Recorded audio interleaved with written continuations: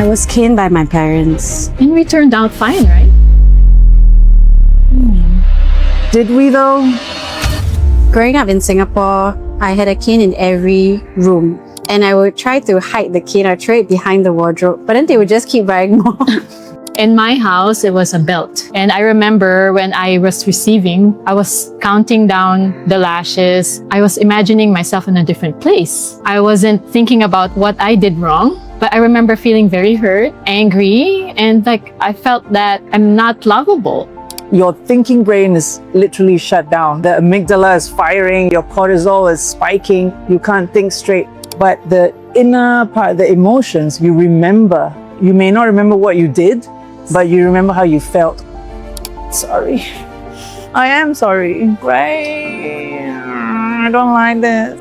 My mom was also caned as a child by her father. When he raised me, he actually shielded me from her caning. So he broke that cycle and chose differently. So when I became a parent, I decided that I wanted to choose not to cane and choose to be more loving, have a more positive relationship.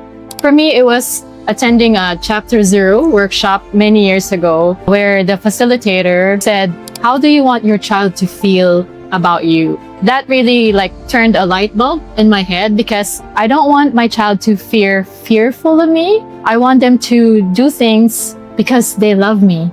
I want them to feel safe. They could make mistakes, they could mess up, and they could just come to me and listen to them.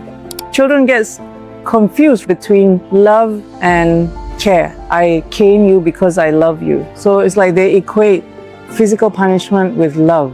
And then they grow up thinking, oh, okay, that is normal, which is not what we want our children to feel. And also what you said about breaking cycle as well. We remember how it made us feel. And a lot of children, punishments just pours fire into their already overwhelmed nervous system. I always think about, as we become adults, how do we break the cycle? I always ask myself, what kind of adult do I want to be? What kind of adult that I wish I had when I was a child? Yes. A lot of people might think, so what, no consequences? I don't think that's what we want to say here, right? Positive discipline is not permissive parenting. So it's more of how do you hold a boundary that's kind and firm at the same time? Because when we are kind, we tell the child that your voice matters, you matter. And when we're firm, we tell the child, I have faith in you to go through this hard thing. It's respecting the child and the parent and the situation.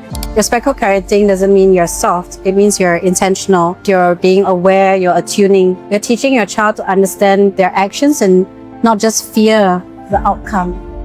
Yeah, because the research is clear. When children are raised through connection-based parenting, positive parenting, natural consequences, firm boundaries, they learn responsibilities. And research has shown that they have stronger impulse control because they have that agency, that autonomy as well to learn how to self-regulate through that co-regulation that we have. And I think the word discipline had a negative connotation, but really discipline is to guide and to teach, like a disciple. And it's more of our culture has this spare the rod, spoil the child mentality. And I think the rod is like a shepherd's rod can be used to guide and not to beat them, not to beat the sheep. I truly believe that our parents did the best that they could. Yeah. Now that I know better, I'm trying my best to do better. For me, it's not about blaming the past, but really about being more intentional about our present and our future. Generational patterns are very real, and it doesn't have to be our destiny. The shame and punishment can stop here with our generation, with our children. The one thing that really matters, the child is seen, heard, and understood. The biggest factor is that the child feels safe, psychologically safe, physically safe, safe that they can make mistakes. They can run around without fear of being punished. They want to feel safe that they can talk to you about anything and not get into trouble. Yeah, and be who they truly are. That's right. They want you to be their safe harbor, and we want to be their safe harbor. If something in this conversation resonated with you, you're not alone. It's never too late to change. Start today. Start at this moment. Your children don't need a perfect parent. They need a present one.